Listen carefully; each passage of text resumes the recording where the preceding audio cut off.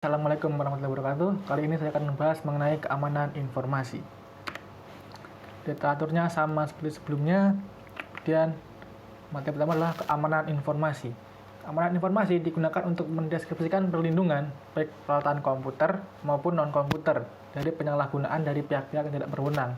Tujuannya adalah pertama ada kerahasiaan untuk melindungi data tentunya. Ada ketersediaan yaitu menyediakan data dan informasi bagi pihak yang memiliki wewenang, dan integritas yaitu semua sistem informasi harus memberi representasi akurat atas sistem fisik yang direpresentasikan. Kemudian manajemen keamanan informasi.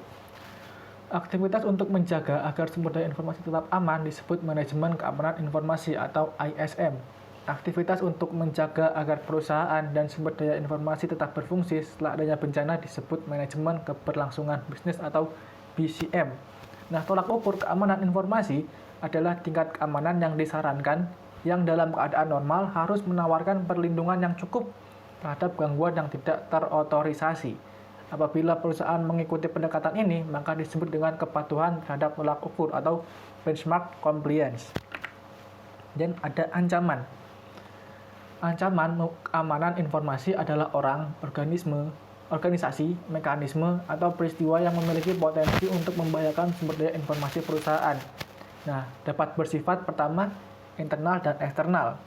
Ancaman internal mencakup bukan hanya karyawan perusahaan, tetapi juga konsultan, kontraktor, bahkan mitra bisnis. Nah, diperkirakan kerusakan dari internal ini secara potensial lebih serius dibanding ancaman eksternal karena pengetahuan ancaman internal yang lebih mendalam akan sistem tersebut. Kemudian tindakan kecelakaan dan disengaja. Bila terjadi kerusakan karena kecelakaan, maka dari itu sistem keamanan harus mengeliminasi atau mengurangi kemungkinan terjadinya kerusakan yang disebabkan oleh kecelakaan. Dan jenis-jenis ancaman.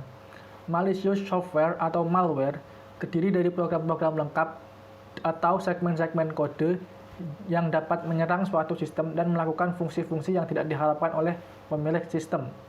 Nah, ada beberapa jenis software berbahaya atau malware, yaitu ada virus, worm, trojan horse, adware, dan spyware. Ada risiko. Risiko keamanan informasi adalah potensi output yang tidak diharapkan dari pelanggaran keamanan informasi oleh ancaman keamanan informasi. Nah, ada yang pertama adalah pengguna yang tidak terotorisasi.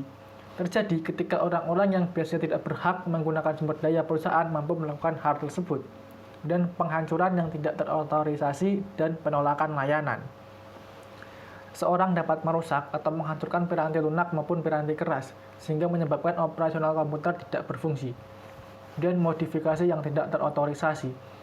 Perubahan dapat dilakukan pada data, informasi, dan piranti lunak perusahaan, dan tanpa disadari menyebabkan para pengguna output sistem tersebut mengambil keputusan yang salah. Dan persoalan e-commerce. Menurut survei Gartner Group, pemalsuan kartu kredit 12 kali lebih sering terjadi untuk para retail e-commerce. Untuk itu, perusahaan kartu kredit yang utama telah mengimplementasikan program yang ditujukan secara khusus untuk keamanan kartu kredit e-commerce. Adanya kartu kredit sekali pakai. Bekerja saat pemegang kartu ini ingin membeli sesuatu secara online, ia akan memperoleh angka yang acak dari situs web perusahaan kartu kredit tersebut.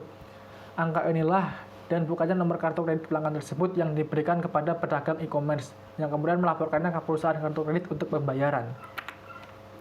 Manajemen resiko. Nah, definisinya ada 4 langkah. Yang pertama adalah identifikasi aset-aset bisnis, menyadari resikonya, menentukan tingkatan dampak, dan menganalisis kelemahan perusahaan tersebut. Tingkat keparahannya itu ada dampak yang parah, membuat perusahaan bangkrut, dan dampak signifikasi yaitu menyebabkan kerusakan dan biaya yang signifikan, dan dampak minor menyebabkan kerusakan yang mirip dengan yang terjadi dalam operasional sehari-hari. Nah, setelah analisis risiko diselesaikan, hasil temuan sebaiknya didokumentasikan dalam laporan analisis risiko. Isi laporannya mencakup hal berikut ini. Pertama adalah deskripsinya, kemudian sumber, tingkatan resiko, pengendalian yang diterapkan, kemudian para pemilik resiko, tindakan yang direkomendasikan, dan jangka waktu yang direkomendasikan untuk mengatasi resiko.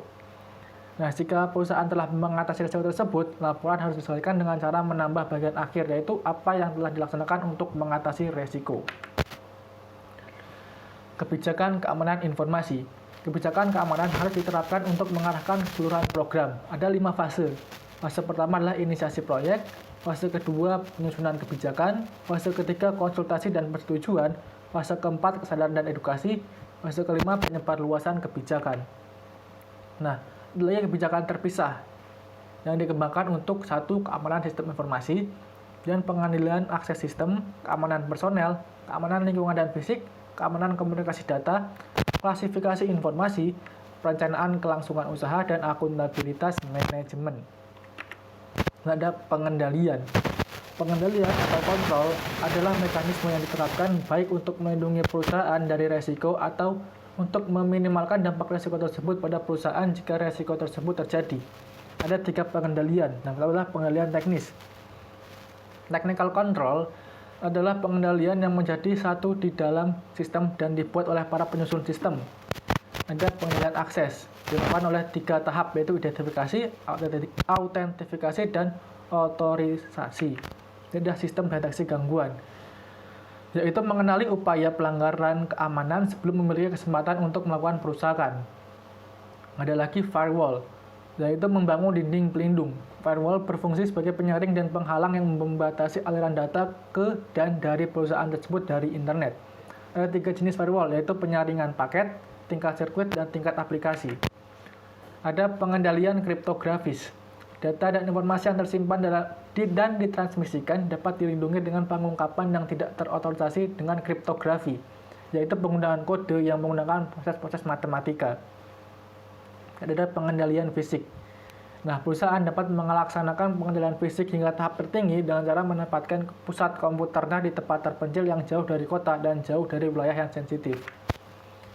Yang kedua ada pengendalian formal, mencakup dengan penentuan cara berperilaku, dokumentasi prosedur, dan praktik yang diharapkan, serta pengawasan serta pencegahan perilaku yang berbeda dari panduan yang berlaku. Ada pengendalian informal, mencakup program pelatihan dan edukasi serta program pembangunan manajemen, mencapai tingkat pengendalian yang tepat. Ketiga jenis pengendalian tersebut mengharuskan biaya. Dengan demikian, keputusan untuk mengendalikan pada akhirnya dibuat berdasarkan biaya versus keuntungan. Tapi dalam beberapa industri terdapat pula pertimbangan-pertimbangan lainnya. Dukungan pemerintah dan industri. Beberapa organisasi pemerintahan dan internasional telah menentukan standar-standar yang ditujukan untuk menjadi panduan bagi organisasi yang ingin mendapatkan keamanan informasi. Contohnya adalah BS 7799 milik Inggris, kemudian BSI IT Baseline Protection Manual, ada COBIT, dan ada ISF. Nah, standar industri, The Center for Internet Security atau CIS, adalah organisasi nirlaba yang didedikasikan untuk membangun para pengguna komputer guna membuat sistem mereka lebih aman, dalam 2 bentuk, yaitu CIS Benchmark dan CIS Scoring Tools. Sertifikasi profesional. Profesity AI menawarkan program sertifikasi, ada 3 contoh, yaitu Asosiasi Audit Sistem dan Pengendalian, Konsorsium Sertifikasi Keamanan Sistem Informasi Internasional, dan Institut SANS. Dengan meletakkan manajemen keamanan informasi pada tempatnya.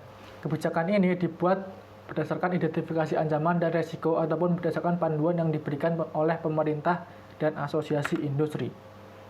Manajemen keberlangsungan bisnis. Awal penggunaan komputer, aktivitas ini disebut dengan perencanaan bencana. Namun, istilah yang lebih positif adalah perencanaan kontingensi. Elemen penting dalam perencanaan kontingensi adalah rencana kontingensi, yang merupakan dokumen tertulis formal yang menyebutkan secara detail tindakan-tindakan yang harus dilakukan jika terjadi gangguan pada operasi komputasi.